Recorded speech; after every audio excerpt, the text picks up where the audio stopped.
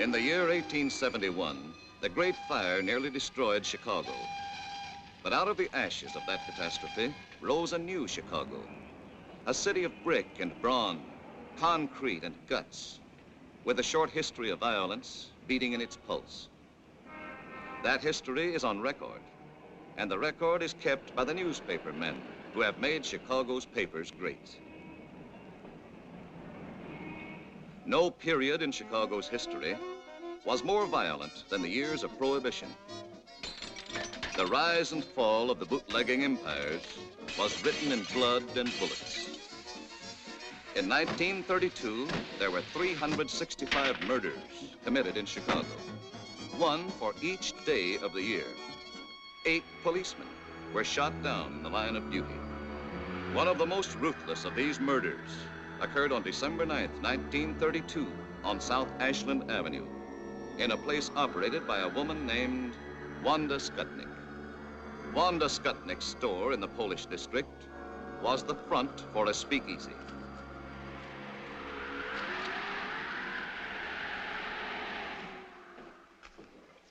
You got change for 20? That's all right. Pay me next time.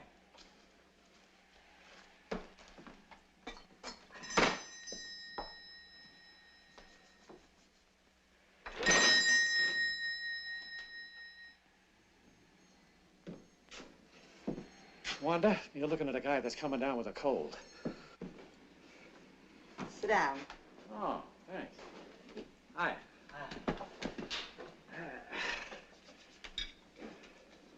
For a cold, this is good. Thanks, Wanda.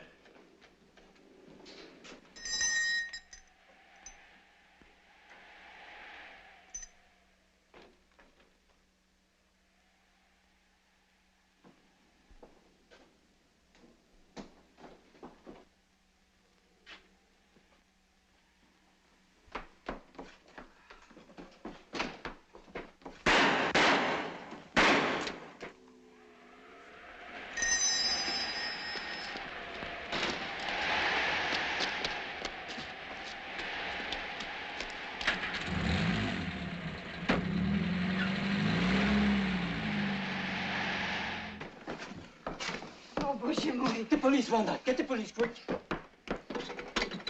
Hello. Hello, Central. Get me the police. Yeah, quick, please.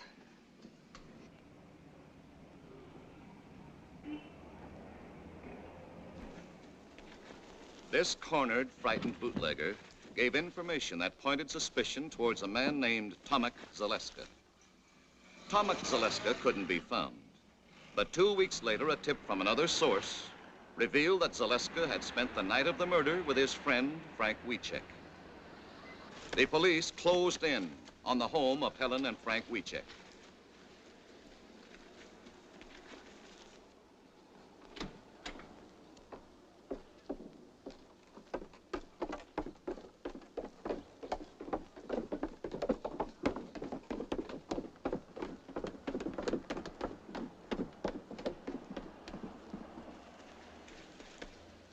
Helen and Frank were taken into custody for questioning.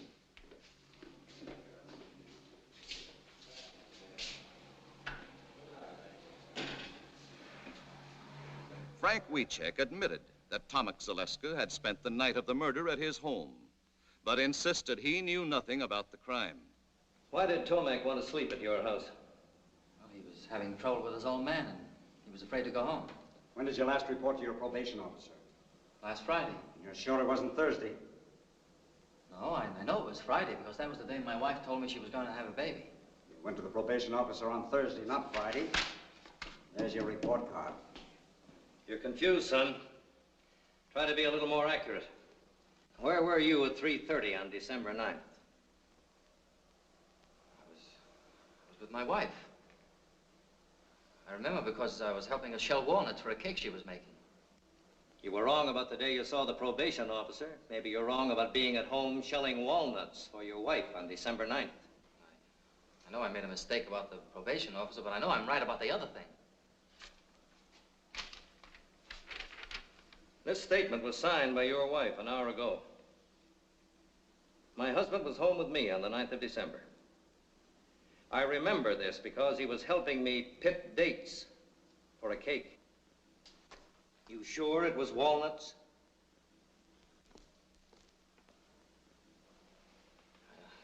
I don't know. I'm sure she must be mistaken.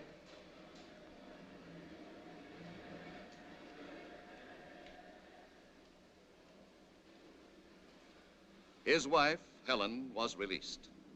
But because of Frank's confused testimony on insignificant points and his minor police record, he was held as a suspect.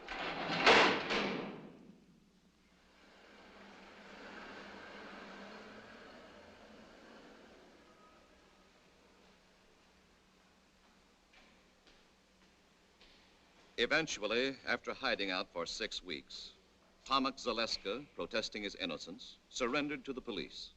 You knew we were looking for you. You know we'd pick up your good friends Helen and Frank Wiechek. Then why didn't you give yourself up if you were innocent as you claimed? I was scared. Sometimes I used to hang around Wanda's place. When I heard they were picking up everybody she knew, well, I figured nobody would miss me, so I just beat it. I know now I made a mistake.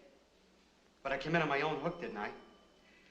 When you went to Wiechek's house that night, what reason did you give for wanting to sleep there? I didn't give any reason. I used to spend the night there once in a while. You didn't give them any reason? No. I just asked them to let me stay there, and they did. And you're sure you gave them no reason? No. After identification by an eyewitness, Frank Wiechek and Tomek Zaleska were indicted for the murder of Officer Bundy and swiftly brought to trial. I will ask you, Mrs. Skutnik, if you see in this courtroom the two men that murdered policeman John Bundy. Yes, sir. Him and him. Had you ever seen either of these men prior to the time of the shooting? Oh, sure. Tomek used to come around my place all the time.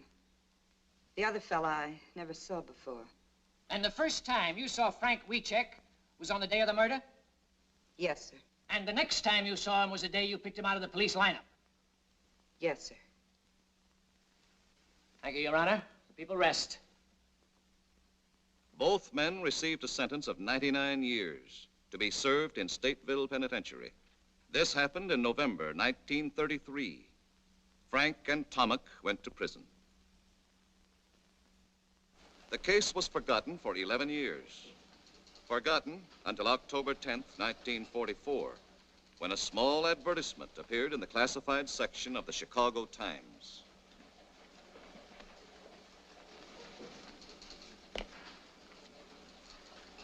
Boy! Yes, sir? Give me the file on John W. Bundy, cop killed in 32. All right. And get McNeil. Yes, sir.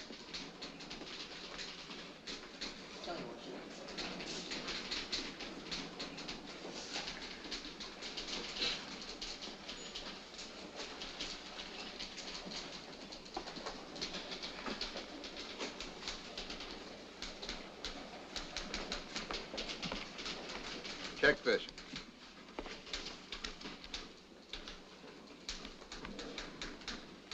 What do you make of it? Well, I want to know why it's worth $5,000 to someone to find out who killed a cop 11 years ago. 1932 was open season for cops. Over on the north side, they were shooting them in pairs like a brace of ducks. This is all I could find on that cop killed in 1932, that Bundy guy, Mr. Kelly.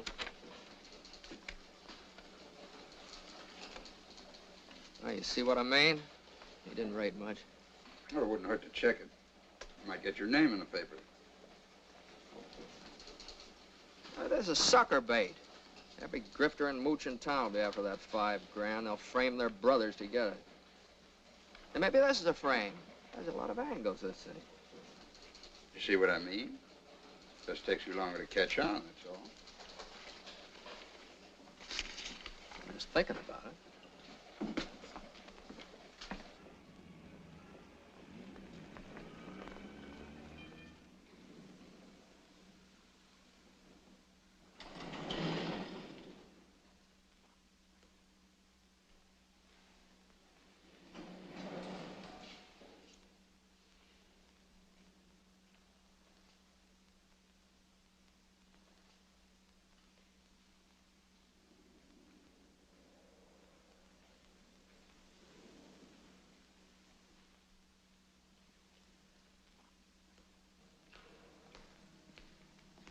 I'm looking for Tilly Weechek.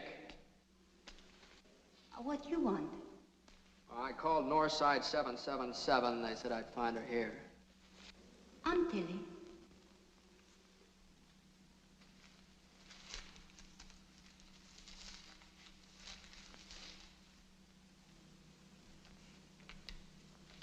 You run this ad? Yes. That's for me. You know something? No. No, I'm a reporter from the Chicago Times. We'd like to know why you're so interested in finding the killers of this cop. Frank Wiecek is my son. I his mother. My son's in prison for killing him. He didn't do it. My friends, they tell me if I offer big money, maybe somebody will tell who killed the policeman. Now, you mean your son's in prison for killing the cop, is that right? Yes, but he don't do it.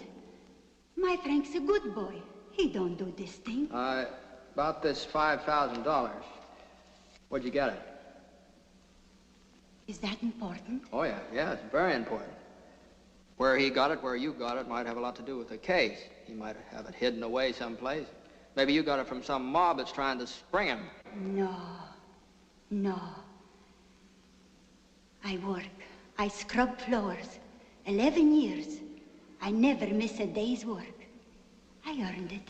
Every penny. 11 years? That's a long time. Yes. You just say it. My boy, he lived it. Believe me, mister. You don't know my Frank. But me, I his mother. You mean you got some new evidence, something that wasn't brought up at the trial? No. No. That's why I try to buy new evidence. No, you're just wasting your money. You'll get cheated out of it. No, not me. Look, lady. He's in for 99 years. Now, if you want to make good use of the money, send him lots of cigarettes and candy. Try and keep him happy. You're very kind. But I not use my money for candy or cigarettes. If you're not able to help, I get my Frank out someday. Somehow, I dream of this day. $5,000 a lot for a dream. Yes. 11 years. I dream and I work. First, I tried $3,000. Nothing. Now I try $5,000. Suppose nothing happened. Then I work 11 more years. I get $10,000.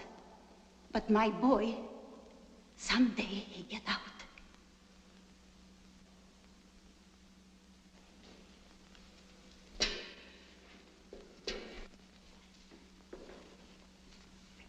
I gotta hand it to you, Mrs. Weechek. You got a lot of courage. You help me? I'm afraid I couldn't do that. I'm only a reporter. I just write the story. Now, good luck to you.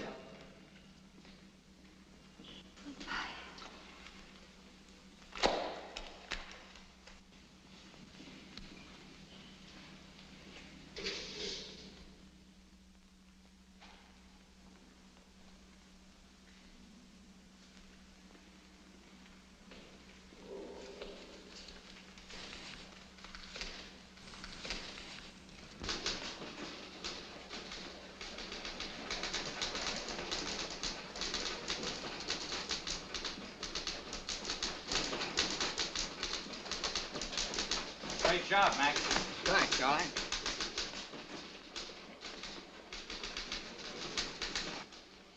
Mac.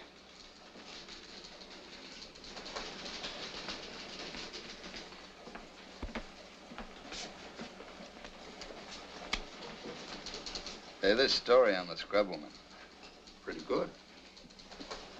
How'd you like to follow it up by going out to Stateville and interviewing her son? Oh, now, wait a minute. I didn't write the story to glorify the son. He's a cop killer. Well, you got any proof he's a cop killer? Well, they didn't give him 99 years for playing hooky. He had a record. He was on probation when he shot the cop. Yeah, I know. I read the record, too. He's public enemy #1. He and a couple of other kids broke into a grocery store. He got $2 and a record. But in this case, an eyewitness identified him as one of the killers. The Supreme Court reviewed the trial. The conviction was upheld. Well, so what? It wouldn't hurt anything to hear what the guy has to say, would it? Well, why, if you go out there... Well, look, Mac, let's put it this way. Maybe I'm interested for personal reasons. Maybe I'm interested because my mother did the same thing. She scrubbed floors on her hands and knees for more than 11 years, sent me through school. Okay, I'll go out to the pen tomorrow and see him. How about expenses? Here's a voucher. Take it to the cashier.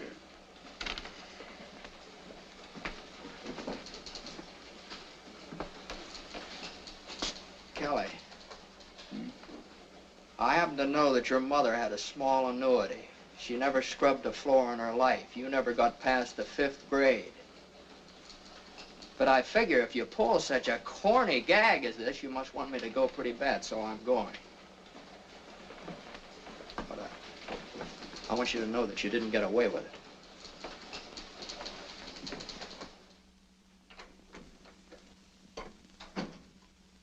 Jim?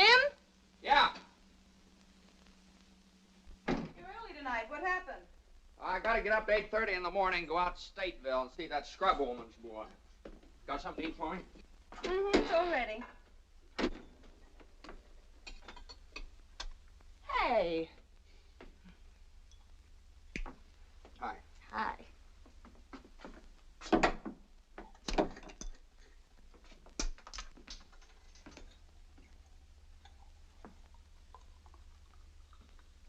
Hey, you got a new one, huh? Isn't it a beauty? 500 pieces. Yeah, I can't see how a smart girl like you can spend so much time on these things. Oh, I noticed you worked on the last one. You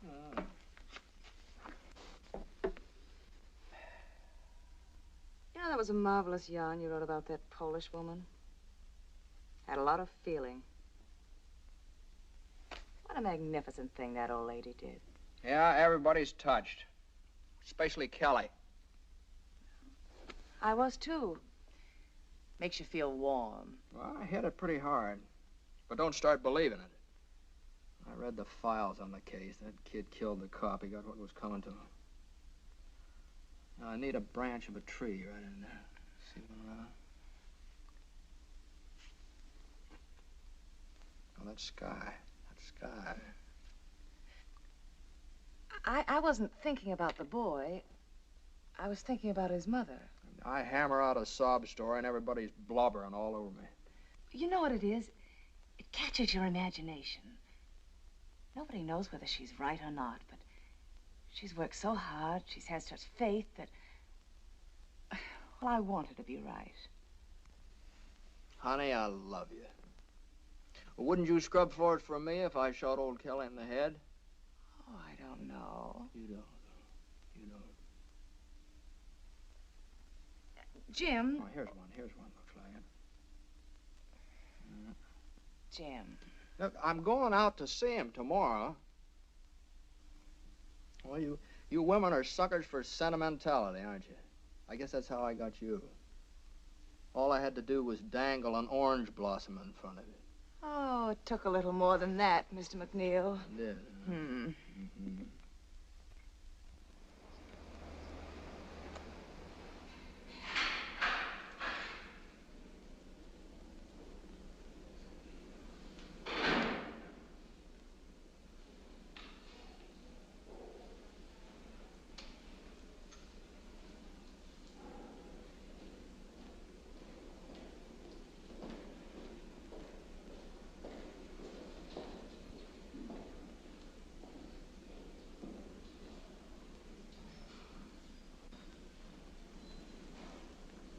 What kind of a guy is he, Warden? I like him.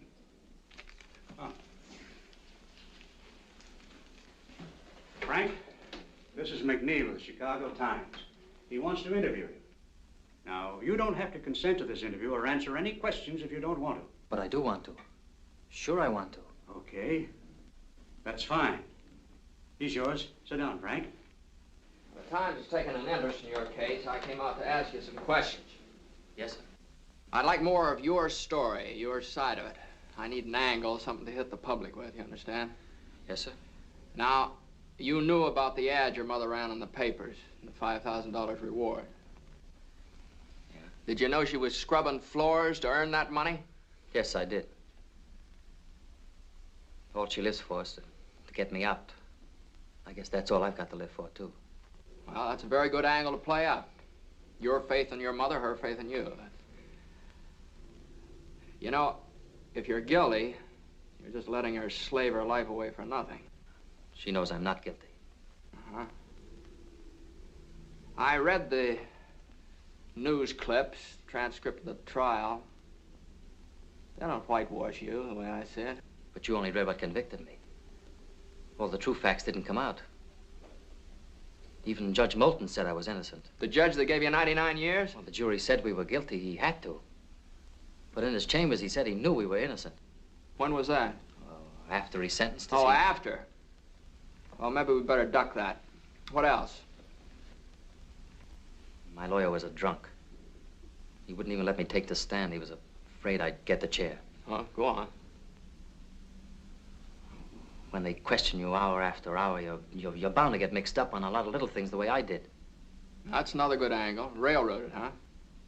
And they took me from one police station to another. Every few hours. Taking me around the horn, they call it. So my lawyer couldn't get me out.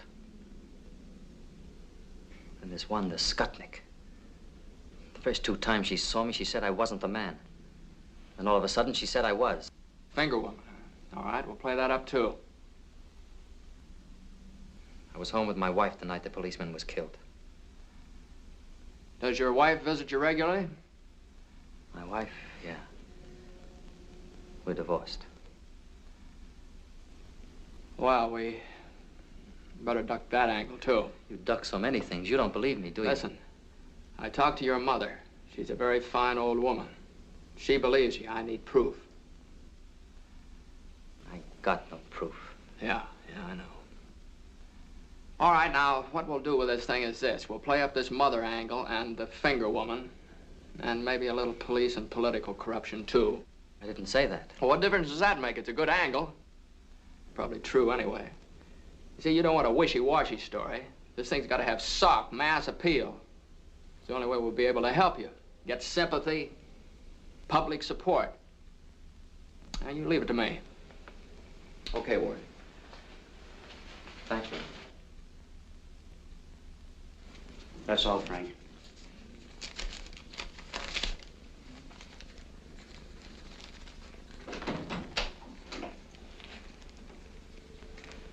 Are there any guilty men out here?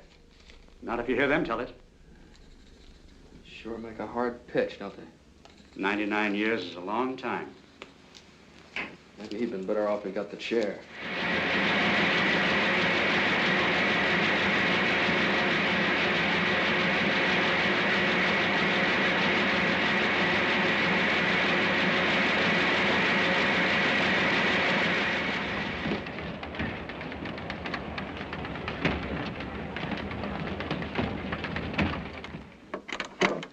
Mr. McNeil is busy, but I'll tell him you like the story. You're welcome. Yes, the Times is going to continue with the WeCheck case. You're welcome.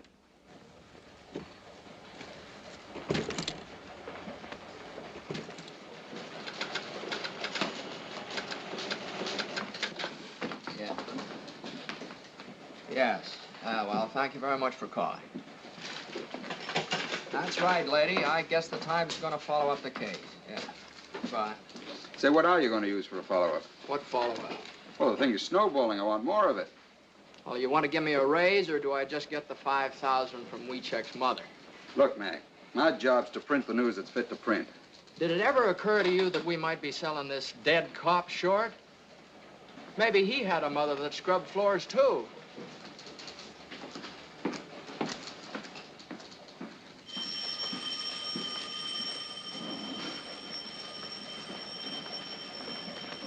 And another thing, you remember what WeCheck said about that judge that promised him a new trial? Well, the judge died 3 weeks after the case was closed. He's been dead for 11 years. Now, WeCheck's a pretty smart cookie, you know. He gives me a lead and knows I can't check up on it. Well, why don't you take a different lead?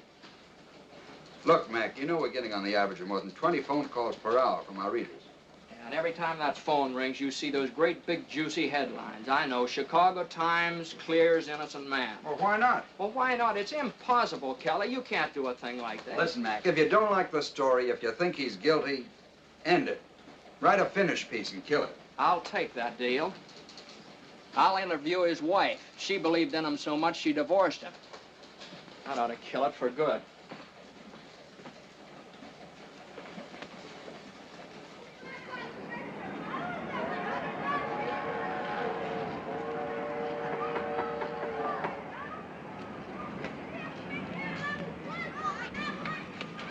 I'm looking for Helen Reiska.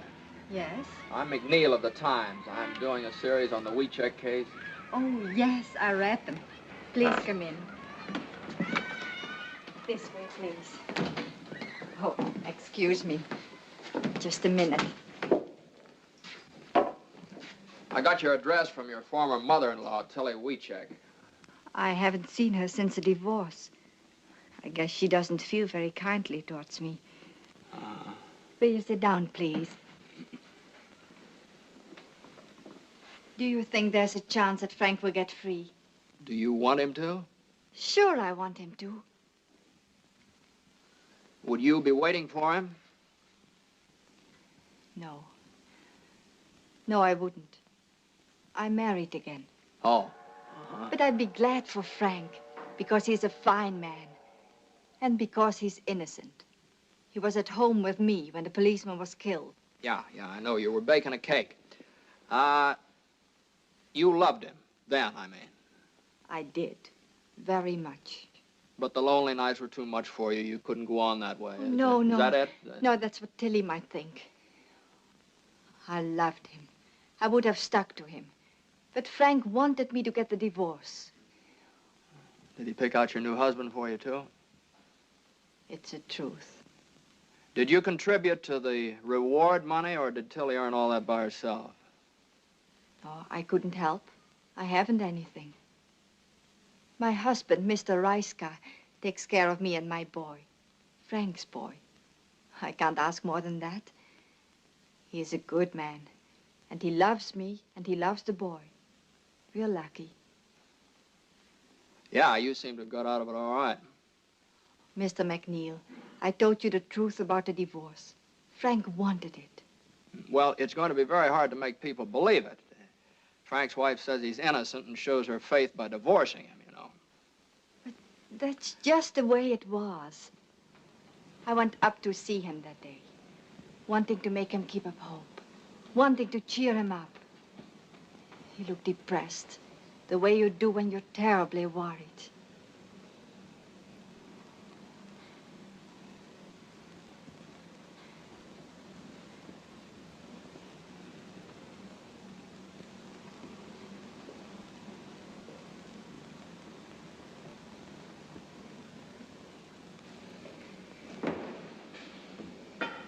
How have you been?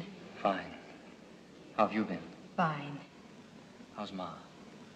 Fine. And the boy? How's the boy? Oh, he is fine. Always fine. Everything's fine.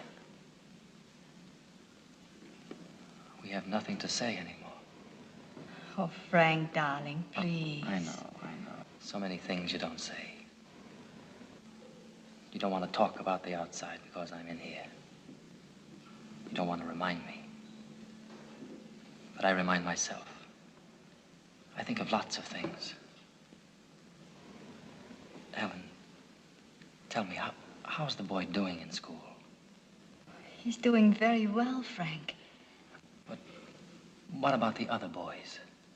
Kids can hurt him bad.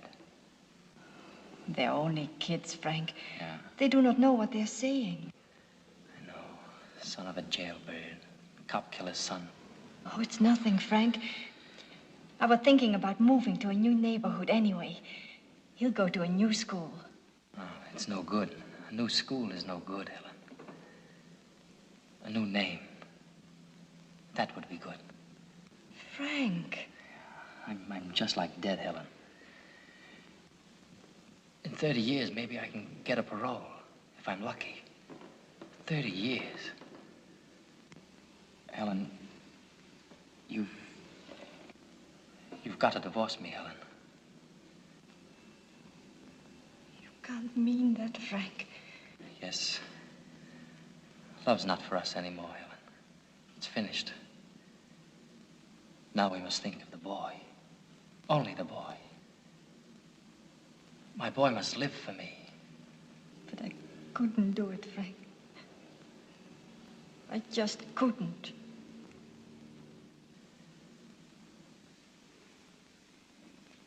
And for over a year, I wouldn't do it, Mr. McNeil. But Frank kept begging me and begging me. Then I met Mr. Reiska. He loved me, and he was fond of little Frank. He understood everything about us. Well, what about the boy? Does he know? Yes, he knows. But now everyone calls his father Uncle Frank. We've made a point of that. Look, Mom, Brandon! No! You lost the other one. This is Mr. McNeil of the newspaper. And that's my husband, Mr. Reiska. Reiska? And that's my boy, Frank. How are you? Say, I'd like to get a couple of shots of you and the boy, if it's all right. That's all right. Come on, son. Come over Sit- here, sit Frank. Right there. There you are. Come on. Hey, here.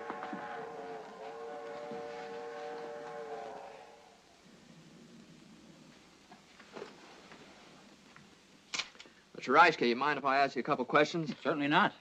Were you in Chicago in December 1932? Yes, why? Did you know Helen then? What do you mean, asking such a question? Any objections to answering? No objections. He's got to ask everything, dear. I know that. I didn't meet Helen until after she was divorced. This can be proved by our friends. I see. You understand I have to ask a lot of questions. Sorry. What's he asking all the questions for anyway? What's the big idea? Well, it's about your Uncle Frank. He's not my uncle. He's my father. Well, thank you, folks. Goodbye.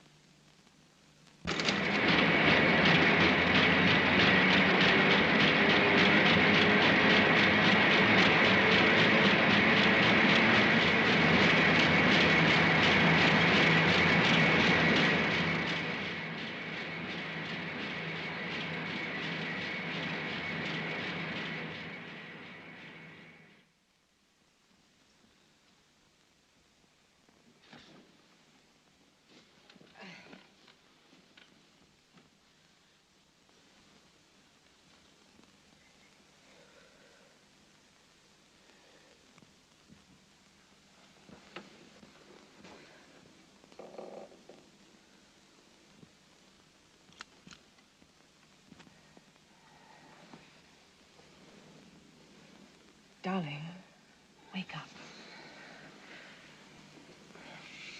What's the matter? Huh? Hungry? Want a nice sandwich? No. You've been gnashing your teeth and making an awful noise. I've never known you to be like this, Jim. I don't know. Maybe it's something I ate. I ate the same things. Well, maybe it's something I wrote down.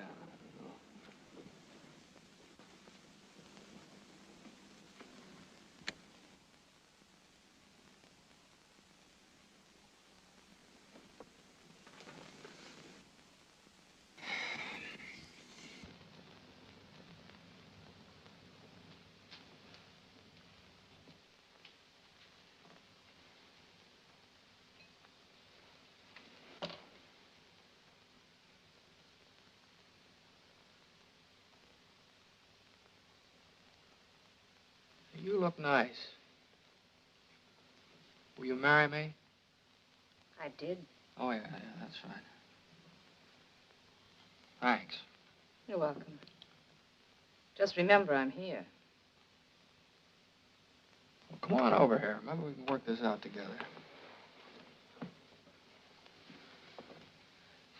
What's the matter? Won't the pieces fit together? Some of them, but they make the wrong picture. Pieces never make the wrong picture. Maybe you're looking at them from the wrong angle. Sometimes it's mighty hard to figure. Why don't you let go? You want him to be innocent. You want him to be free. Admit it. Oh, maybe you're right. Maybe I do want him to be free. But that doesn't make me believe he's innocent. If you want to believe, that's enough. Believe it. Will you marry me? Oh, that's right, you did. Will you fix me that sandwich there? Hey.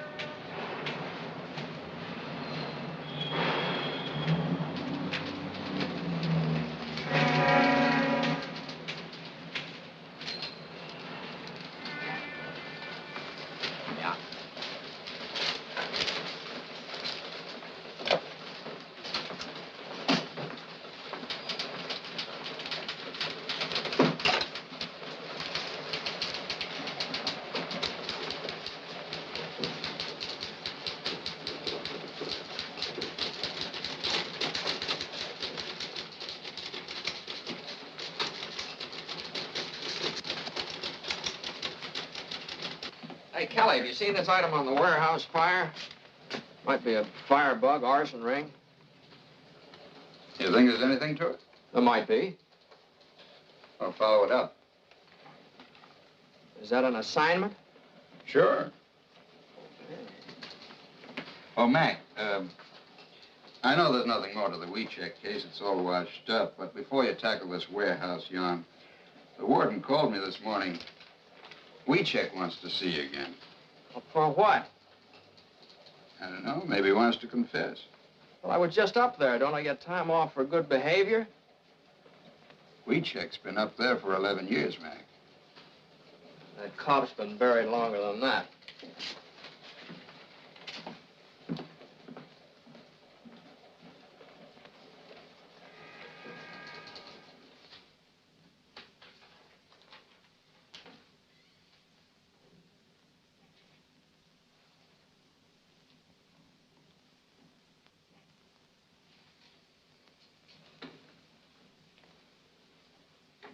Hello, WeCheck.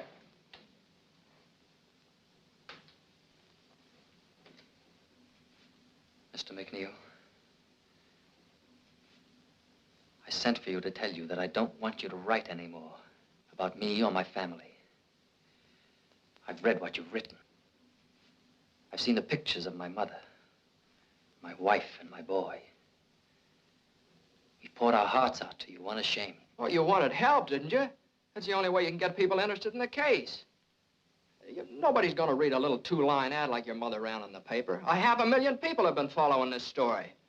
Now, somebody might know the killers and get in touch with us. I don't want that kind of help.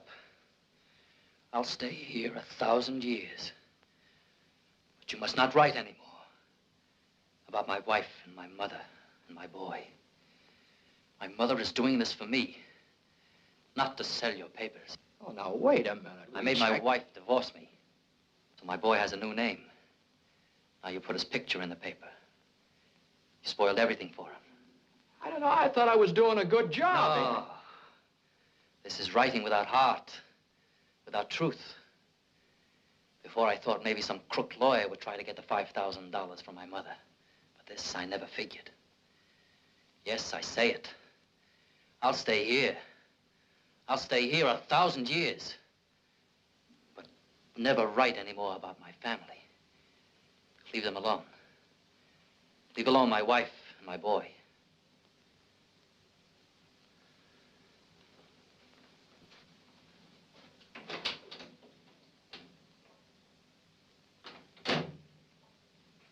What do you make of that? Well, I guess he figured you pitched him some pretty low curves. It was a story. I wrote what I saw. You know, up here, every man claims to be innocent. But the prisoners are the harshest judges of themselves. And they believe we have only two men who don't belong here. Tomek Zaleska and Frank Wiecek. All right, Warden. Say, I wonder if you'd let me try something else. I'd like to talk to Tomek Zaleska. Okay.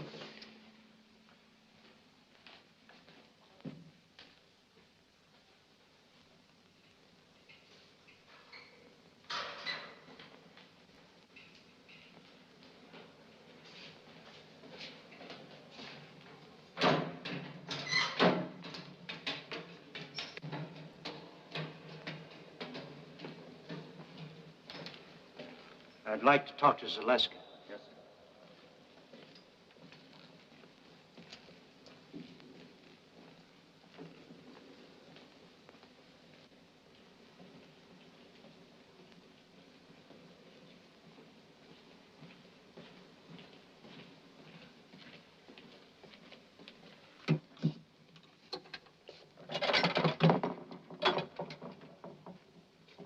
Tomek, this is McNeil of the Times. He'd like to talk to you. Yes?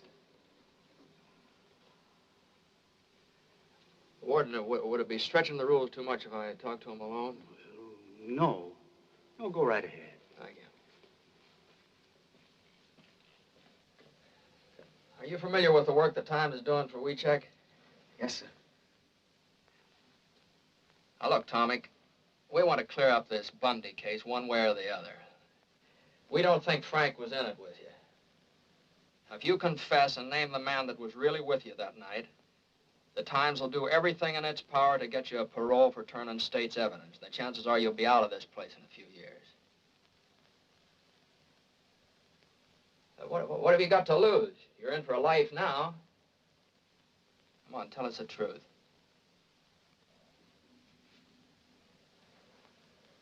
Sure. I could say I did it. Then maybe have a chance of getting out like you say.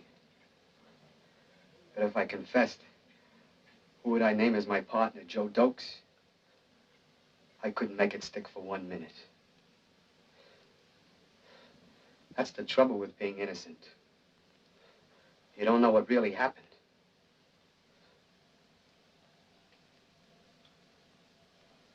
I didn't do it.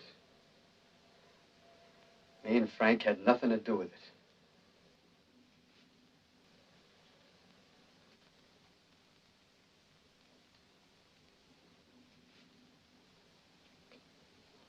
Okay, Tomek.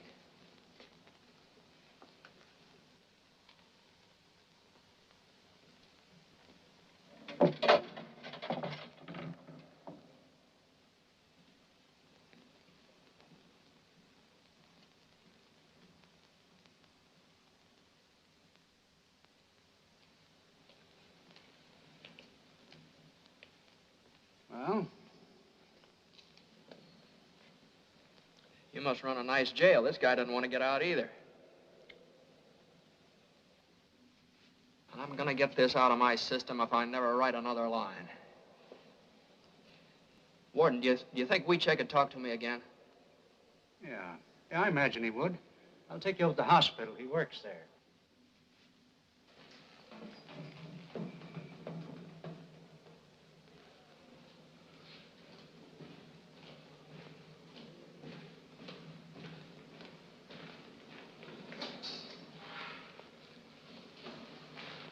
Frank, Mr. McNeil would like to talk to you again, if it's all right with you.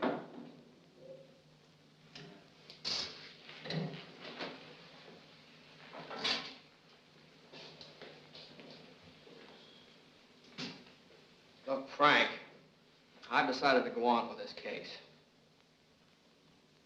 I'll slant the story your way.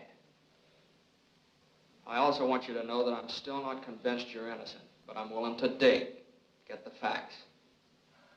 But remember this, if I ever catch you lying, I'll blast you so hard you won't even get a parole when your 33 years are up. Is it a deal? I've nothing to be afraid of. It's a deal. Okay, Frank. Now, I want you to give me some information.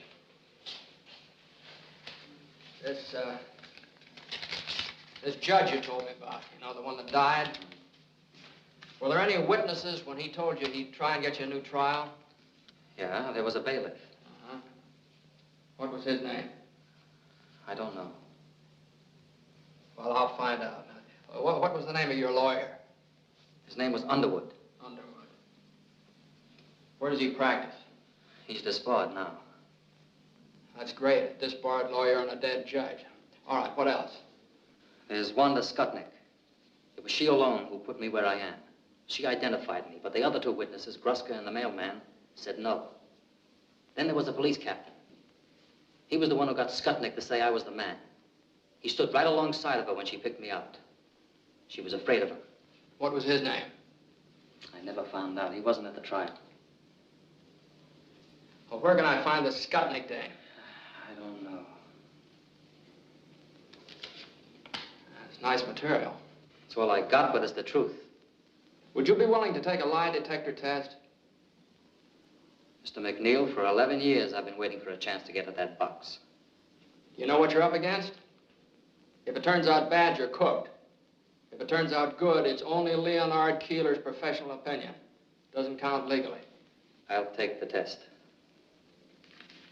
Okay, I'll fix it up for you.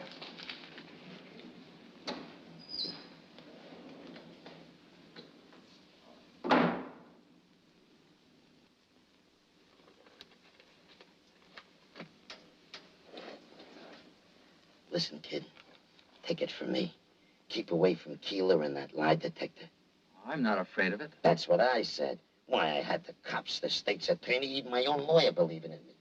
I was a cinch. Then they talked me into going up against that box. What happened? What do you mean, what happened? I'm doing life, ain't I?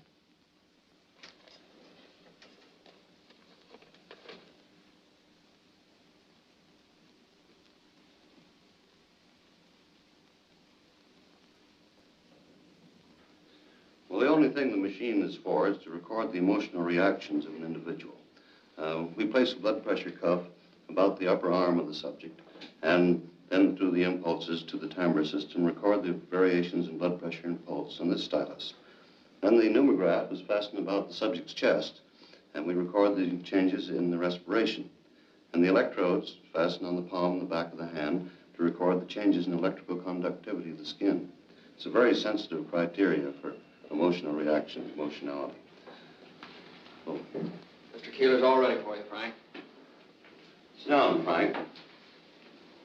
Just take it easy and relax. I'll do the best I can, Mr. Keeler.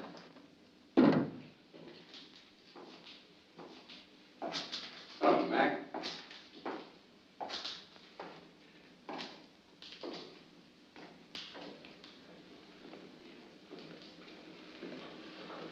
What are you doing here?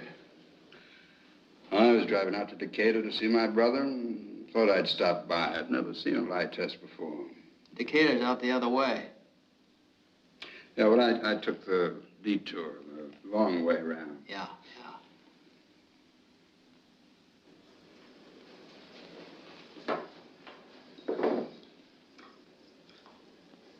These are a pair of electrodes. I clip them to the palm on the back of your hand to pick up the electrical changes in the nervous system. I'm going to try an experimental test now. I want you to take one of these cards, look at it, remember the card that you chose, and then place it back in the group. I'm going to ask you one card at a time, and I want you to say no to each card that I ask, including the chosen card. You understand? Yes, sir. Now just face forward. Don't watch the machine. And sit as quietly as you can.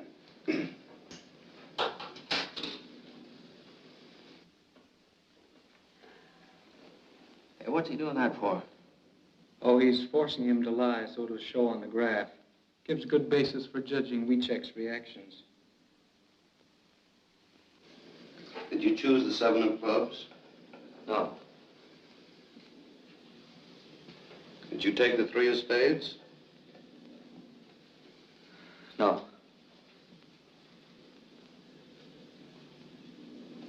Did you take the Queen of Hearts? No.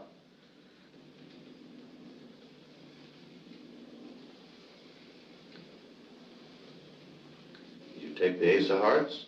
No.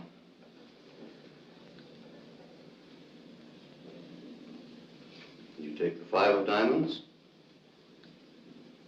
No.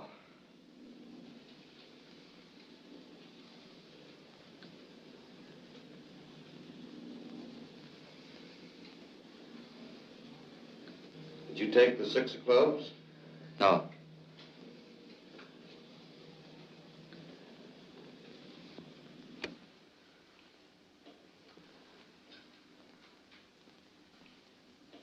You took the five of diamonds, Frank. Did you? Yes, sir.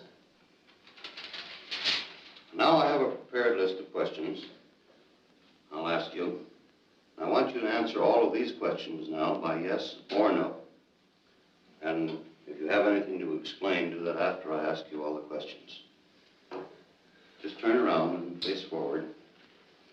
Sit as quiet as you can all the way through the test.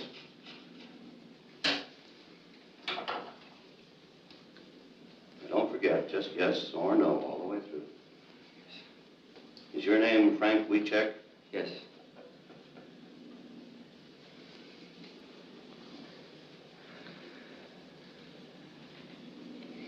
Did you have breakfast this morning? Yes.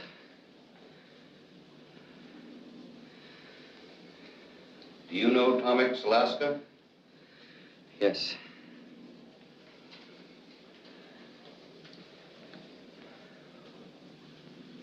You're 6 feet tall, aren't you? 5'9". Just a minute now, Frank. Just yes or no, all the way through. I'm sorry, sir. And sit quietly. Yes. I'll have to begin again now. I'll just ask you some of these questions. I'm sorry. Is your name Frank Wiechek? Yes.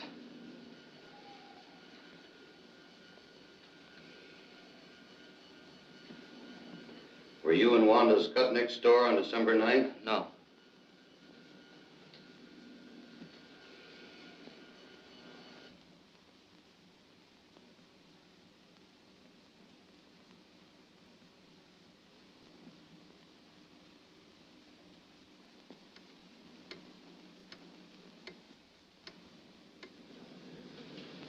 Were you home at the time of the robbery? Yes. That's all I'm going to ask you. Just sit quietly now for a few moments, and I'll take it up. Yes, sir.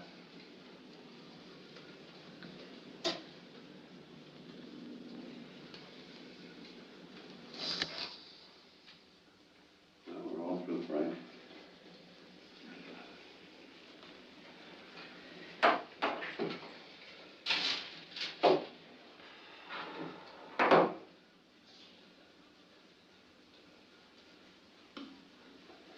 Bye, and I'll probably see you later. See you later, Frank.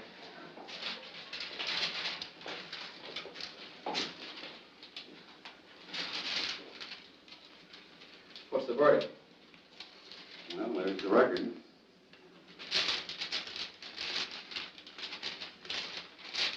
Well, what's that jump there? Well, he reacted in all three curves, very specifically. He lied to that question. Is that where you asked him if he killed Bundy? No. Are you married? Well, but he didn't lie. He isn't married. He's divorced. Yes, but he's a Catholic, and he still thinks he's married, and he feels within himself that he's married. And so he reacted in deception. Well, do you think he lied about anything else? Well, we run so many records today, 4 or 5 of them. I'd like to take a little time to go over them and compare one record with another and the reactions. And, well, I'll call you later on this afternoon and let you know.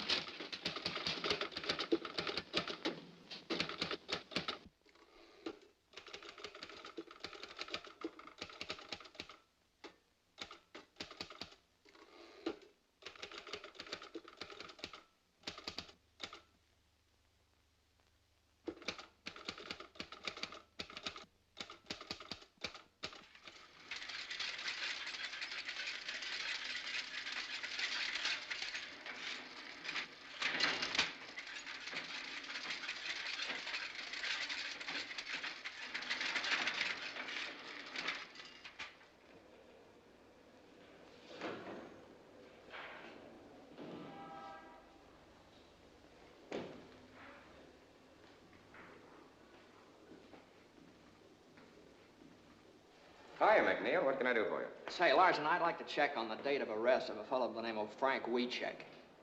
You mean the cop killer? Oh, I'm just trying to do a job. I'm afraid I can't help you, McNeil. Our arrest books for 1932 are in the warehouse. They're not available. What do you want me to do, go to the commissioner? You know where you can go as far as I'm concerned.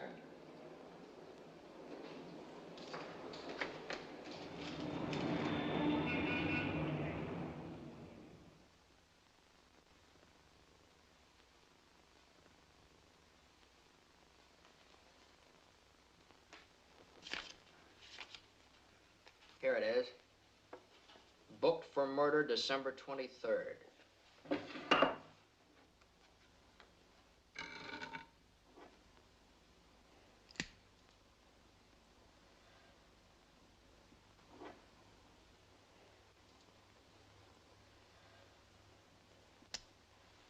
Does that make you happy? One of the things I was looking for. He was booked on the 23rd. Now, if I could just find out whether he was arrested before then. What difference would that make? Well, if he was arrested before the 23rd, it'd prove that this Skutnik dame could have seen him a couple of times before she identified him. Captain Norris of the New City Precinct handled the Skutnik identification. He never operated that way. Captain Norris, huh? Say, let me see the arrest books for December 1932, will you? I can't help you on that. Look, all I'm trying to do is to find out whether this fellow Wiechek is a cop killer or not. You know, back during Prohibition, the police department got pretty tough when a cop got killed. Now you're talking like the guy in the street. Always thinks we're running around with rubber hoses beating up innocent people. Look, you seem to think the cops framed Wiechek. You're the one that's doing the framing. You're framing the best police department in the country. Bundy was a good cop and a good man. Why don't you write about his wife and son? And about the other 357 cops killed in the last 20 years. Oh, back in 1932, they did a lot of... Maybe they did, but they weren't always wrong. How do you know? Were you in the division at the time? No. All I can say is it's awful hard for a man like me to be fair to a cop killer. And supposing he isn't a cop killer? Maybe I ought to help you, but I just can't. You've helped me plenty, don't worry. Captain Norris, huh? Had charge of the Skutnik identification, huh? Well, it looks like he's sort of mixed up in this himself. Maybe I better go over and talk to him. You better take a shovel with you. You'll have to dig him up. He died in '38.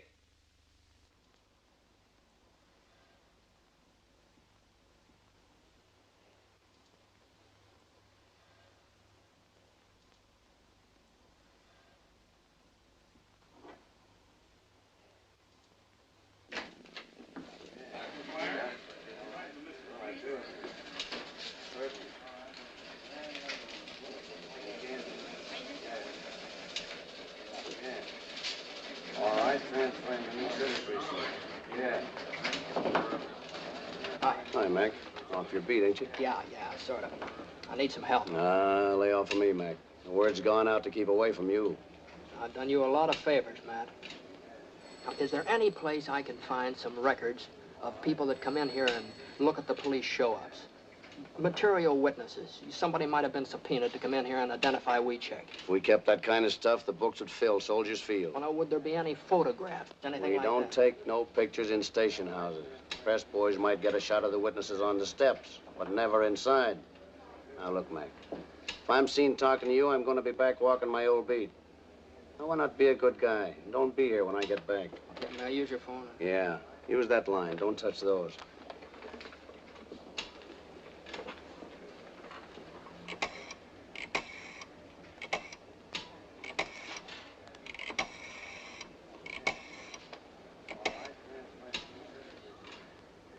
This is McNeil. Give me Kelly. Say, check through our files and see if any of our boys took pictures of the Wiechek arrest in 1932. Get someone to check the Tribune and the rest of the papers. Now, listen, Kelly. A photographer takes maybe 10 shots, prints one of them. I want to see the other 9. Now, listen. The Herald Examiner, they were still in business then, weren't they? Now, this is just their kind of picture. I'll check on that myself.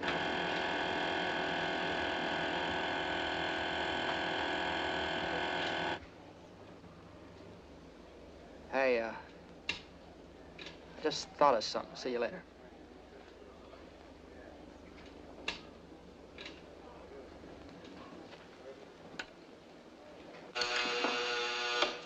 Your city precinct.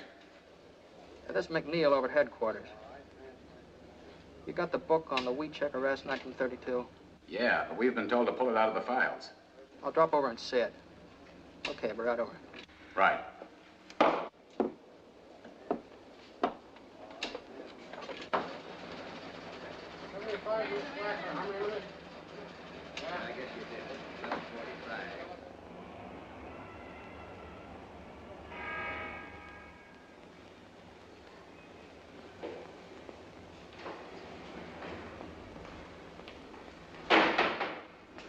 Yeah, I'm McNeil. I just phoned you from headquarters. You got that book on the Weecheck arrest? Come in.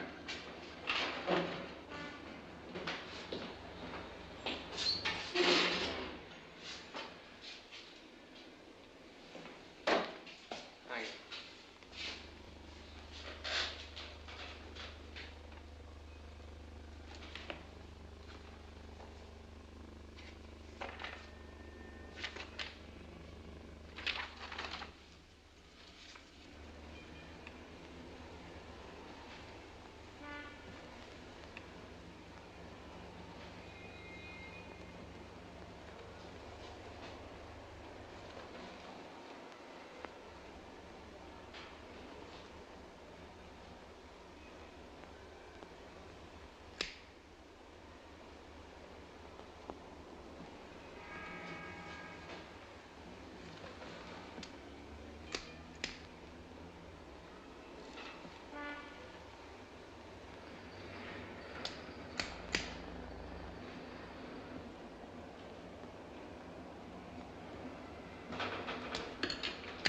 What'd you find? Weecheck was arrested in the morning of the 22nd. He wasn't booked until the afternoon of the 23rd. Norris took his time, didn't he? What'd you say your name was? McNeil. What division? I'm McNeil of the Chicago Times. This is confidential information. This is public information, and I'm entitled to use it. We've got our orders. You got a beef, you talk to the state's attorney's office. That's a good idea. I think I will. In the meantime, I wouldn't let anything happen to that book if I were you.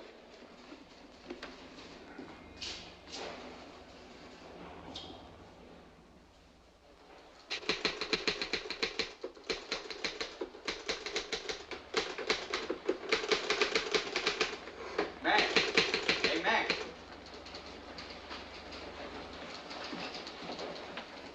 Hey, this is hitting him pretty hard, isn't it? I haven't even started on him yet. I think this whole thing stinks.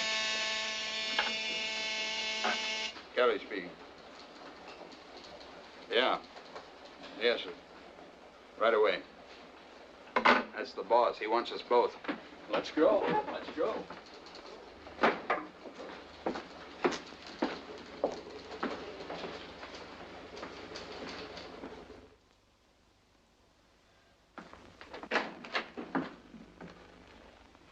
Go right in, Mr. Kelly. Mr. Palmer's waiting.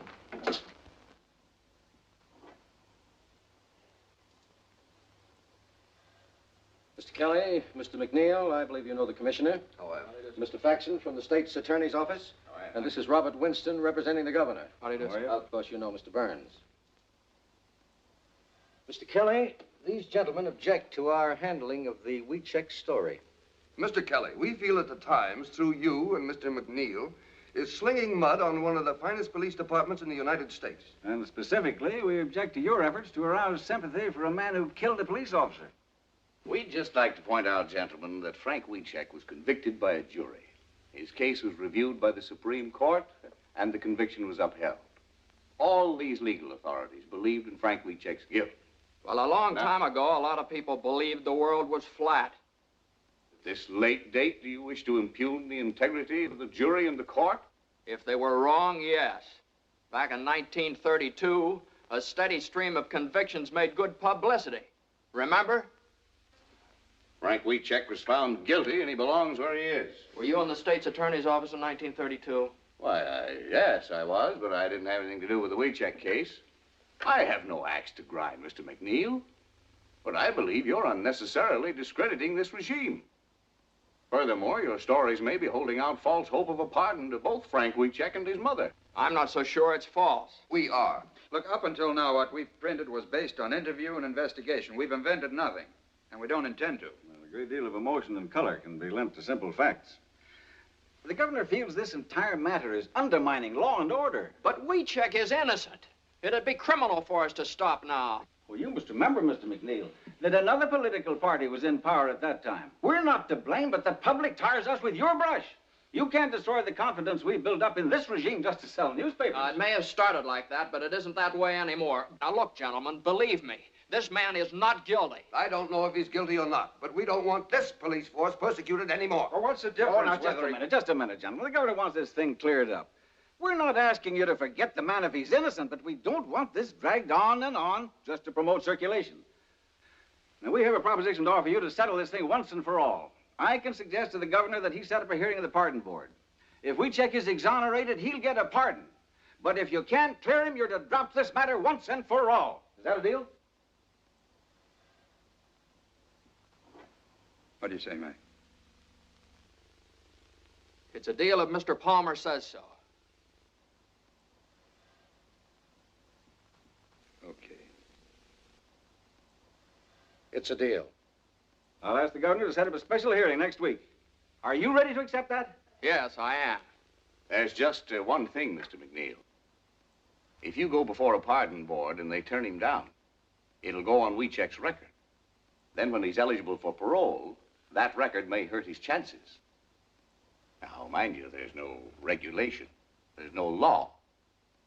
But the very fact that he was investigated by the pardon board and turned down may have a prejudicial effect upon his application. What you're doing is gambling with Wiechek's parole. Now, that's a chance we'll have to take. Well, gentlemen, let's settle then. We're agreed. Thank you very much, gentlemen. We'll live up to our end of the bargain. Goodbye. Goodbye, sir. Goodbye.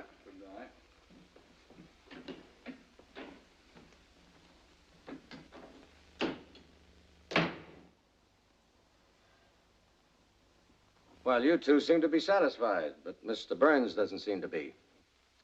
I'm not. As your attorney, I think you've made a bad deal. While I have read the transcript of this case and am familiar with some of the things Mr. McNeil found, I am not at all certain that we have sufficient evidence to obtain a pardon. But you haven't seen all of the evidence yet, Mr. Burns. What, for instance? Well, in the first place, I've talked to the bailiff of the court. He corroborated Frank's statement that the judge promised him a new trial. Well, what basis did the judge have for making that promise? I don't know. If he made it. He made it, all right. Here's an affidavit from the bailiff. That's not proof. It's inconclusive. All right. Forget about that. I have a lie detector test.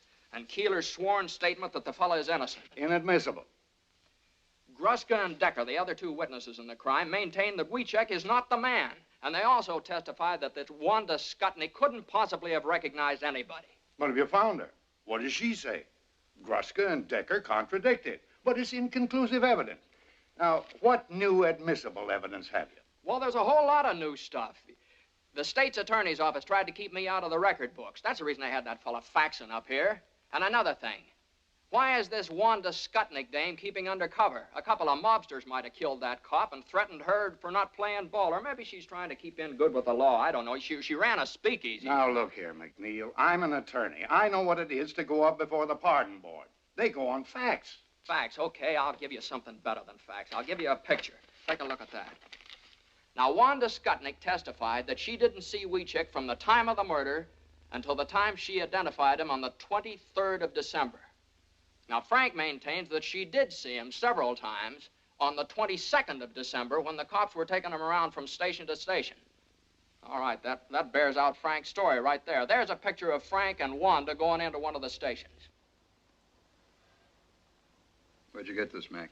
I got it out of the files of the old Herald Examiner. Kind of figured they'd go for a picture like that. When was this taken? Well, obviously on the 22nd. Oh, now look here, McNeil. You can't just say that obviously it was taken then. You have to prove it. Well, I have the photograph. When you go before the pardon board, the burden of proof is with you. But the picture After all, it could very well have been taken after she identified him. McNeil, you've done a wonderful job in assembling all this evidence. But the law of the state of Illinois requires only one eyewitness for an identification and conviction. So far, that witness has not altered her statement, and that fact still stands. Mr. Palmer, in view of this, I'm afraid I must recommend that you permit me to get in touch with those gentlemen who were just here and ask for more time, or until I've had an opportunity to go over the case. Then your advice is to call the whole thing off. That's right. Oh, now, Mr. Palmer, I realize that Mr. Burns knows more about the law than I do. But I want to tell you some things about this case you don't know. I went into this thing believing nothing. I was skeptical. I figured Wiechek is using his mother to spring him. But I've changed my mind. This man is innocent, Mr. Palmer. I know that without any doubt. Now, it's true I haven't found Wanda Skutnik, but I want a chance to find her. I want a chance to get this guy out of jail. Now, if you call off this hearing, I'll never get that chance again. The bargain stands. Thank you, sir. Just a minute, McNeil. Let me give you one last piece of advice. Even if you do find this Wanda Skutnik, I don't believe she'll ever change her testimony. There's only one thing for you to do. Discredit her. Prove she's a liar. Otherwise, you're wasting your time.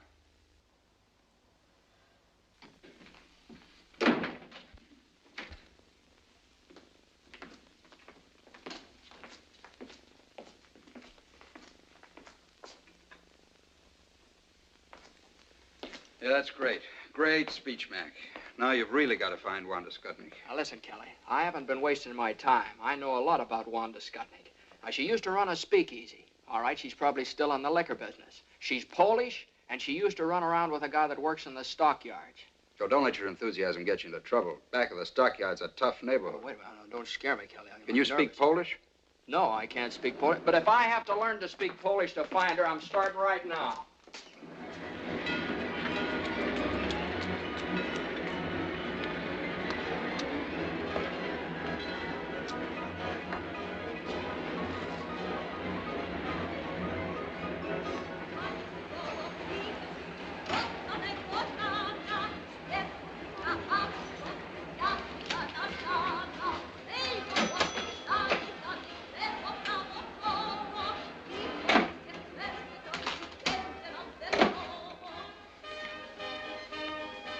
What do you have?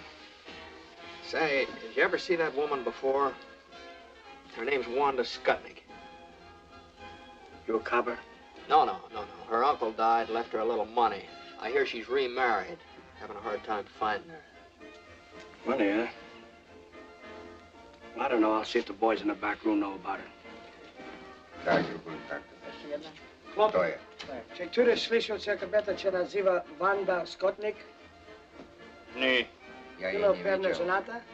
Ja wcale nie. I ma nowe nazwisko. Nie. Never heard of her. Fly. Przepraszam.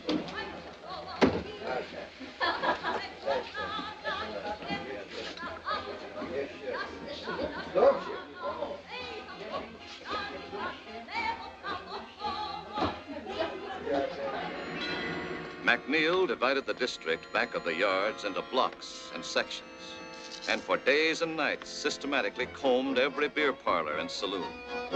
Ja panu powiedziałem, że więcej się tyle pracować. Tak ciężko robił. O, panu opowiadam. That's all for me. Sure. Na zdrowie panu. Na zdrowie.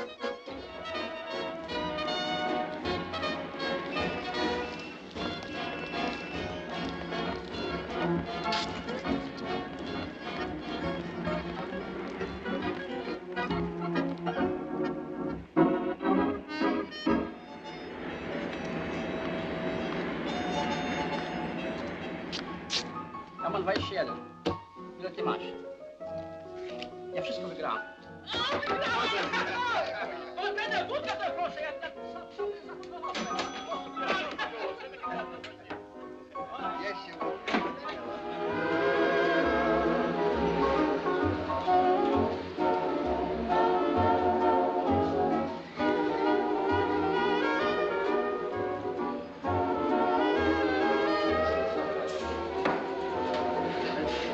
Give me a bourbon.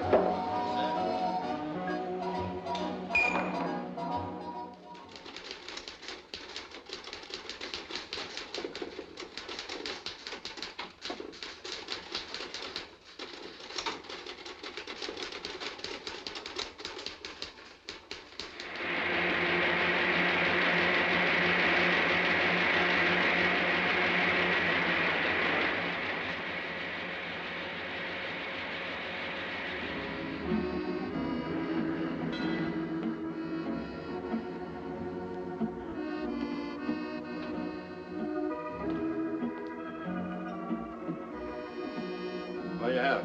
Here's some rye.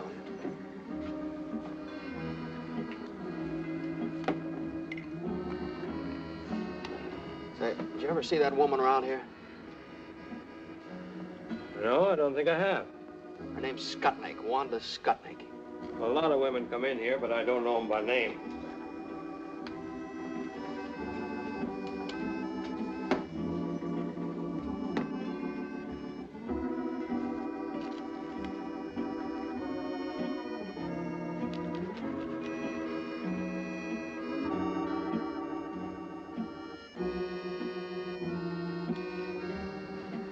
Your name McNeil? Yeah, why? I've been wondering when you'd hit this neighborhood. I've been reading your stories in the paper. About Wanda Skutnik? Yeah. You know her? Used to. Used to be good friends. Do you know where I could find her now? I might. Where? What's in it for me? What do you want? I owe him $1.75. Okay. Where is she? I ought to have one to talk on. Yeah. Hey, a couple of drinks here, huh? What happens to Wanda if you find her? Oh, not a thing. I'm just going to ask her some questions. There ain't no warrant out after her, No, nothing no. like that. No, nothing like that. Leave the bottle here, too, will you?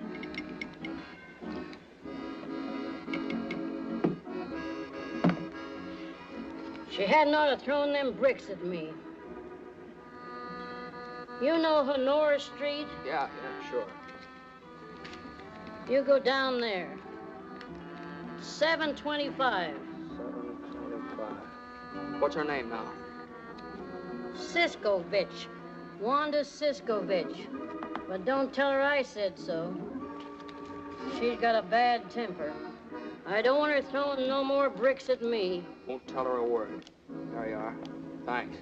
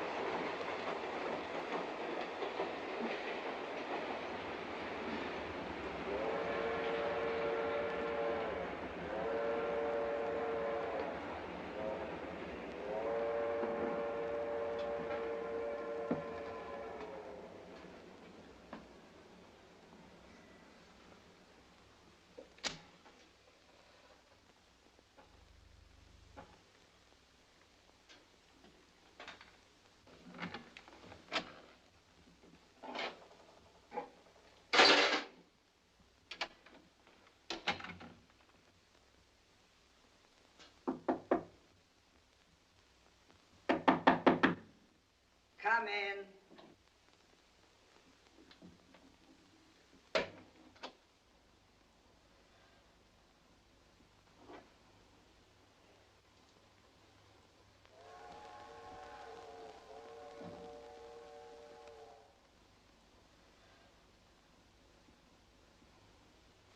Who are you? I'm from the Times. Get out of here. So you're Wanda Skutnik. Yeah. I've been wondering when you'd show up. Now, look, lady, I'm not going to give you any trouble. I'd just like to ask you a few questions.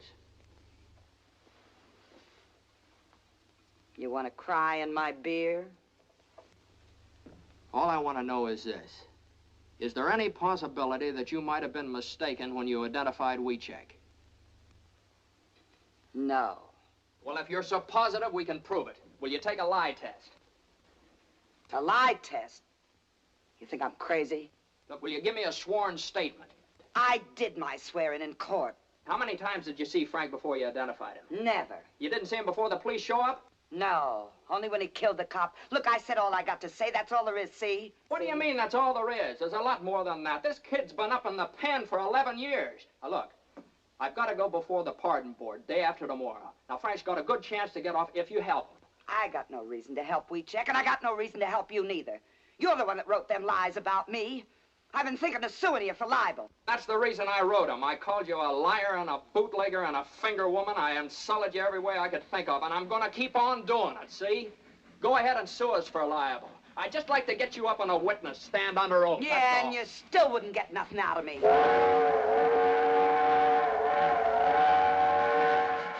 Why you bother? Put that down. You want to go to jail? Now you get out of here. Now listen, maybe there's something you didn't think of. There's a $5,000 reward, you know. $5,000? And what's more, you don't have to do anything about it. Just tell me enough to clear things up, get Weechek out, and you get the $5,000.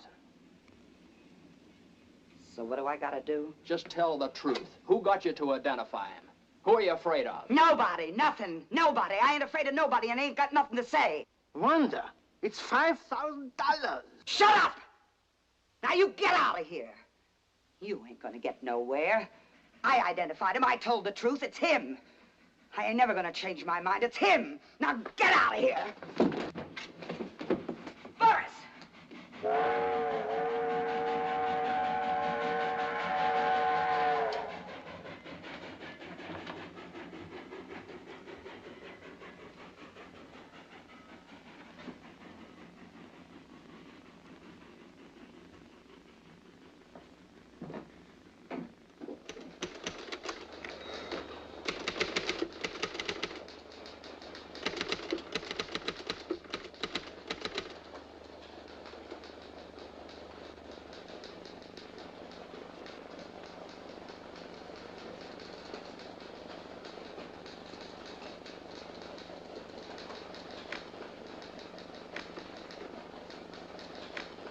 Well, Mr. Burns has given us a clear picture of the situation. If Wanda Skutnik can defy the pardon board, if the board has no authority to subpoena her, the power to make her talk, then we're helpless.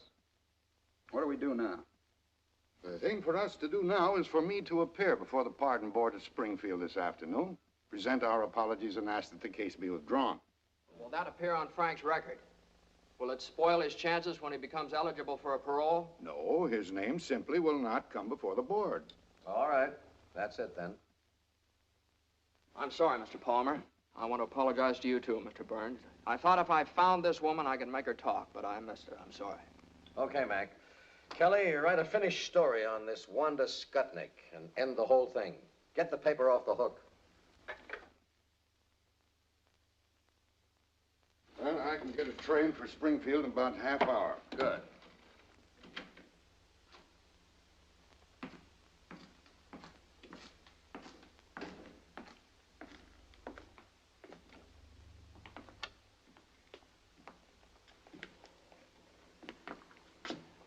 Big day for the Weecheks.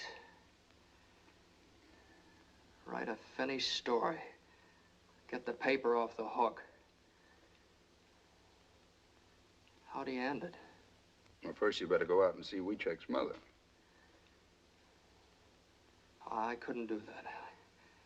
I just couldn't do that, Kelly. What do you want her to do? Read it in the paper?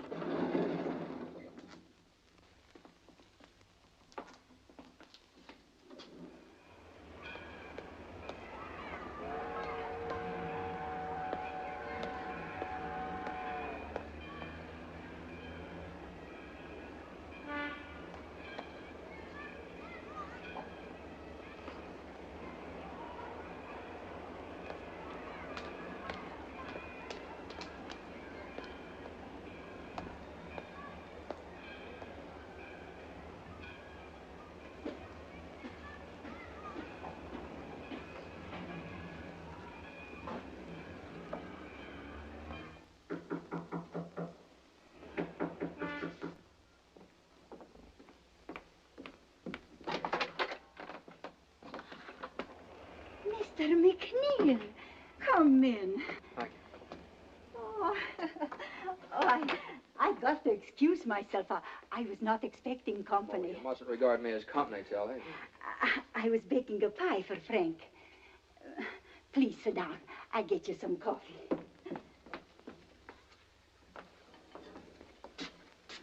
I really can't stay, Tilly. I just came out to talk to you about something. About the pardon board, yes? Oh, I pray for this day. I want to tell you about it. Yeah.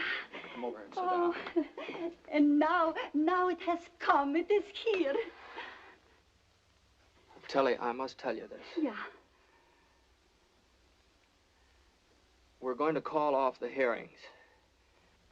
We don't have a chance in the world of getting Frank his pardon. No chance. No. But you work so hard.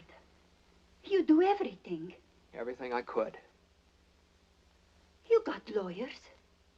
He tell pardon board. We have the best. But don't you see, Tilly, if we go before the pardon board now, it'll just be hurting Frank's chances for a parole later on. We can't get a thing out of Wanda Skutnik, and without her, we have nothing. I saw her at the trial.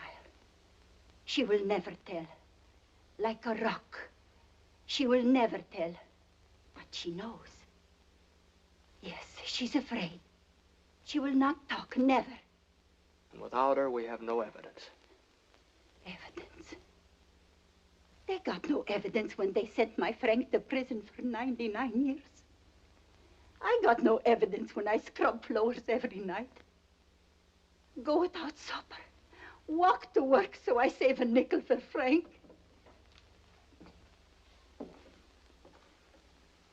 Evidence? What is this evidence?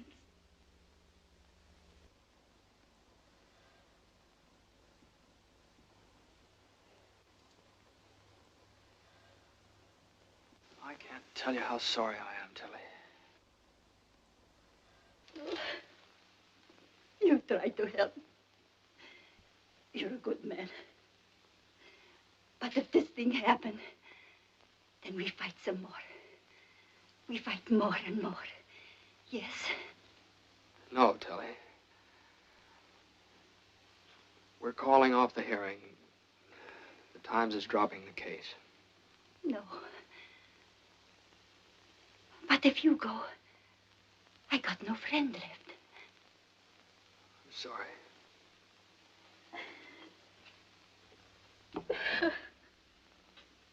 No friends left.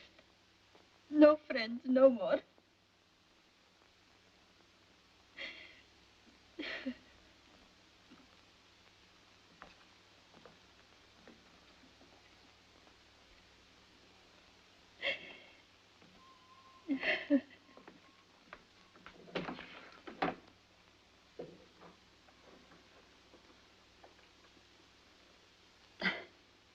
Big fool me. Sure, I got a friend.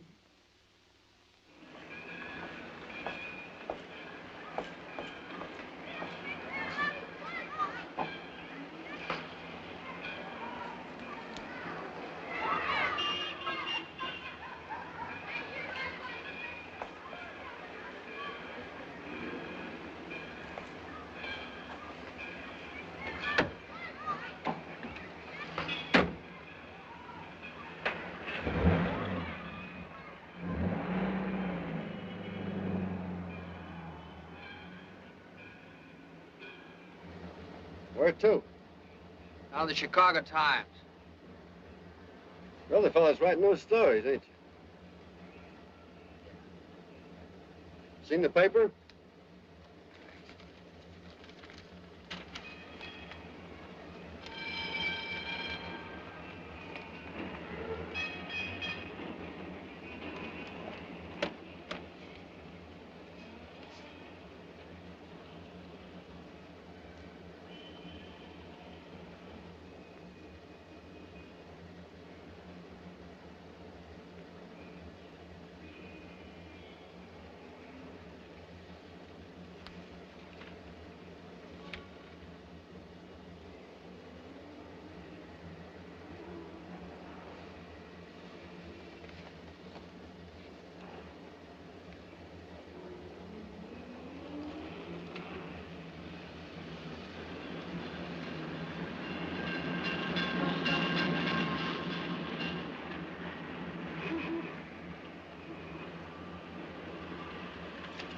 Hey, change that. Will you get me down to police headquarters? Fast you can. Right away. McNeil of the Chicago Times. First door on your left, Mr. McNeil.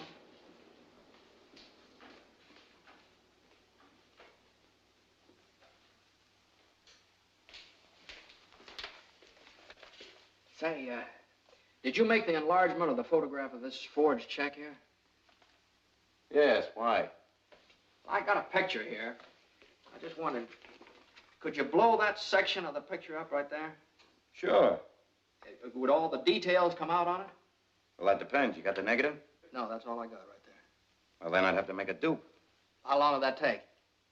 Oh, a couple of hours. What do you think? Could you get started on it right away? Yes. But you're McNeil at the Times, aren't you? Been working on that wheat check case. That's right, I'm McNeil. At first, I thought this guy was guilty. But now I don't know. You take a look at it. Hey, could I use your phone? Sure, right over there.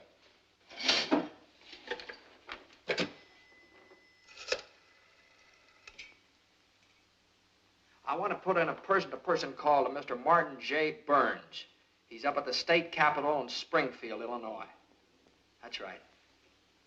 Yeah.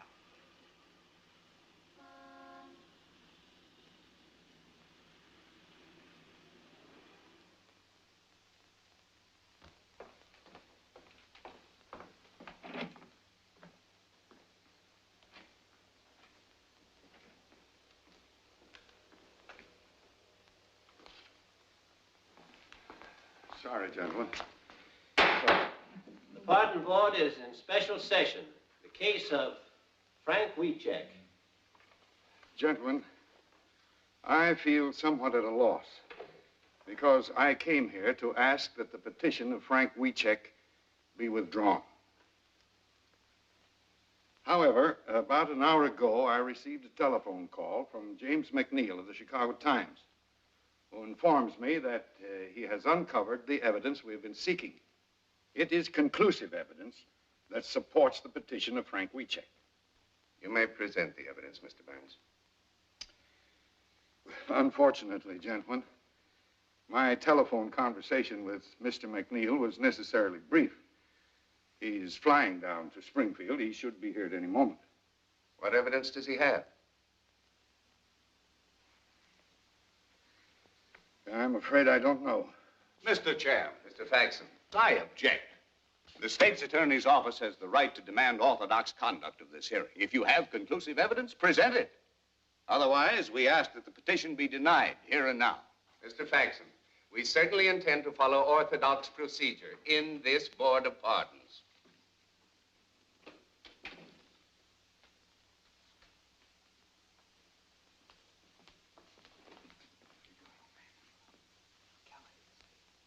Kelly's sending it over the AP wire. Have you got anything at all? Don't have a thing. We just have to stall them.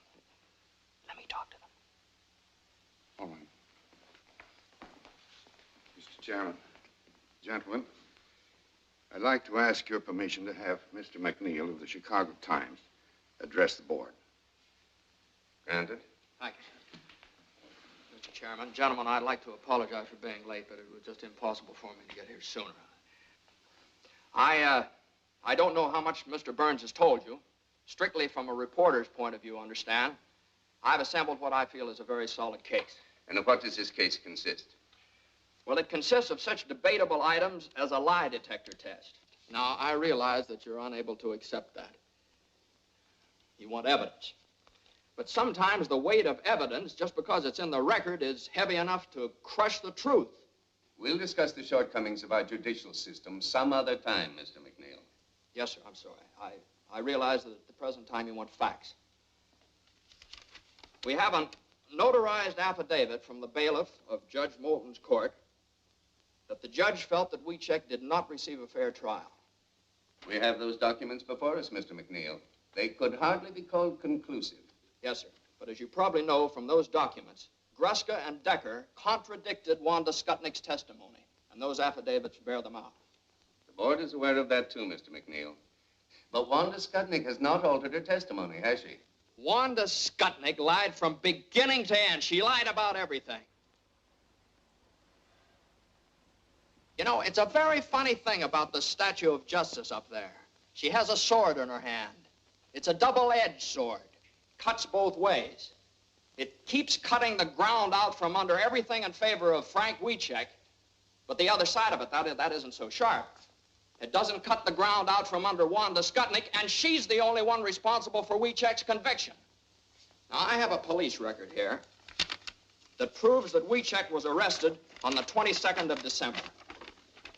I have another one here that proves he wasn't booked until the 23rd of December, 1 day later. Okay. Wanda Skutnik testified that she didn't see him from the time of the murder until the time she identified him in the police lineup. Here's a photograph of Frank Wiecek and Wanda Skutnik together going into a police station. Now, take a look at that, gentlemen. That's new, and that's the basis of my conclusive evidence. The two photostats of the police records merely indicate that some time elapsed between Wiecek's arrest and the time he was booked. As a reporter, you know very well that this is a common occurrence at police stations. Yes, sir, but what about that photograph? It must be perfectly obvious to you, Mr. McNeil, that we have no way of knowing when this picture was taken. Was it on the 22nd or the 23rd? Or was it during or after the trial? Yes, sir, I know. Now, gentlemen, that's what delayed me. Now, if I do prove that that photograph was taken on the 22nd of December, 1 day before Wanda Skutnik identified Frank Wiecek in the police lineup, how about that? What then? In that event, Mr. McNeil, we might be obliged to render a favorable decision. But can you prove it? Yes, sir, I think I can. I just need a little time. Time? Do you mean to say, Mr. McNeil, that you still have no corroborating evidence? No, I'm not sure. The police laboratory down in Chicago is enlarging this section of the photograph. Now, if the enlarging process... Yes, I know, but how long will this take? As soon as the enlargement is developed, they're going to send it over the wire photo system from the Chicago Times to the Illinois State Journal, which is just a few blocks down here. Now, all I ask, gentlemen, is that you go down there and see that thing with me. I object. The methods of publicity previously used in behalf of the plaintiff indicate that this may rightly be regarded as an attempt to make journalistic capital of this hearing. Now, I am authorized by the state's attorney's office to state categorically that in the opinion of our office, the facts set forth in Wiecek's behalf do not indicate that he was a victim of a miscarriage of justice. We're here to protect the interests of the people of this state, not to sell newspapers. Mr. Chairman. Gentlemen, the governor ordered this hearing for the purpose of arriving at the truth. If you fail to consider every item of evidence, no matter how improperly presented, you have defeated the very purpose of this hearing. What is your decision, Mr. Chairman? Gentlemen, we'll go. Are you clear to Springfield? Yes, sir, the wire's open. Well, hold it open. I'll have the picture in a minute. Which one's McNeil? Yeah, right here. There are a couple of prints that came in a while ago from Kelly of the Chicago Times. This one's blown up 100 times. This one 140. He said you'd understand. Okay, thanks very much. Excuse me.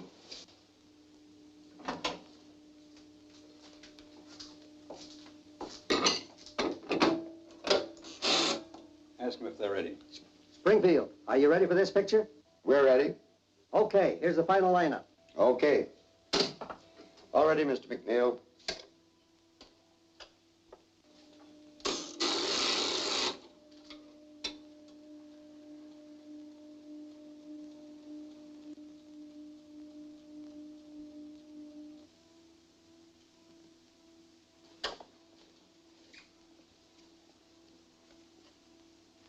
Gentlemen, let me explain to you what's happening here. As you remember, this is the picture I showed you before, you know, and this is the area we're working on right here, the newsboard. All right, now this print is that area enlarged 100 times. And this print is that same area enlarged 140 times. Now, the picture coming in now is this area right in here, blown up as big as possible. Well, what do you expect to find in the enlargement? The date on the newspaper held in the newsboy's hand. Is that possible? Frankly, I don't know, sir. It depends on a whole lot of things. The condition of the dupe negative, the density of the print, I've been doing a little praying, too.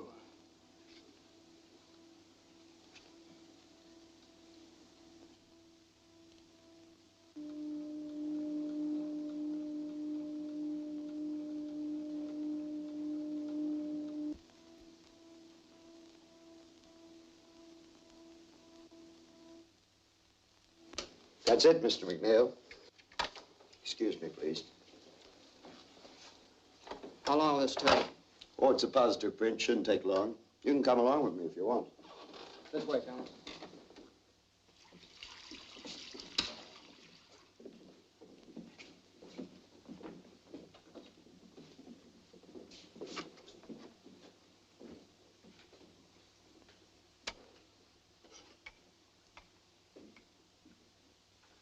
Remember, this is the area I showed you.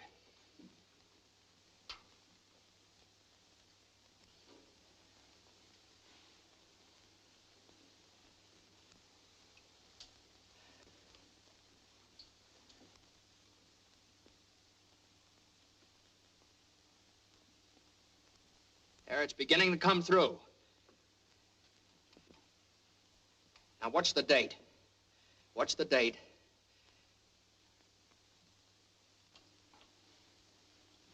December. There it is. December 22nd. 22nd of December. There it is.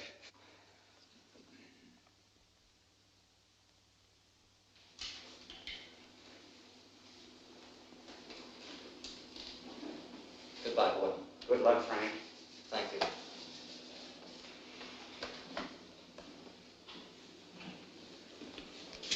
New suit and $10. Almost $1 a year. Oh, look, Frank. It's a big thing when a sovereign state admits an error. Remember this. There aren't many governments in the world that would do it.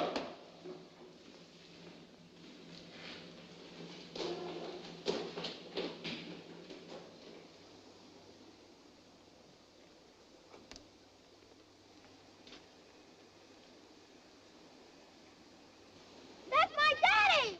Daddy!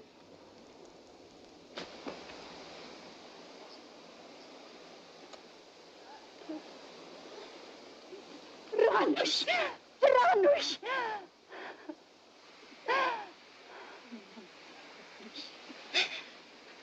Helen. Frank. Frank, this is... Yeah, I know. I want to thank you for everything you've done for Helen and the boy. And I want you to know you can have the boy with you whenever you want him, and for as long as you like. Thanks. It's a good world outside. Yes, it's a good world outside. And Frank Wiecek is free. Free because of a mother's faith, the courage of a newspaper, and one reporter's refusal to accept defeat.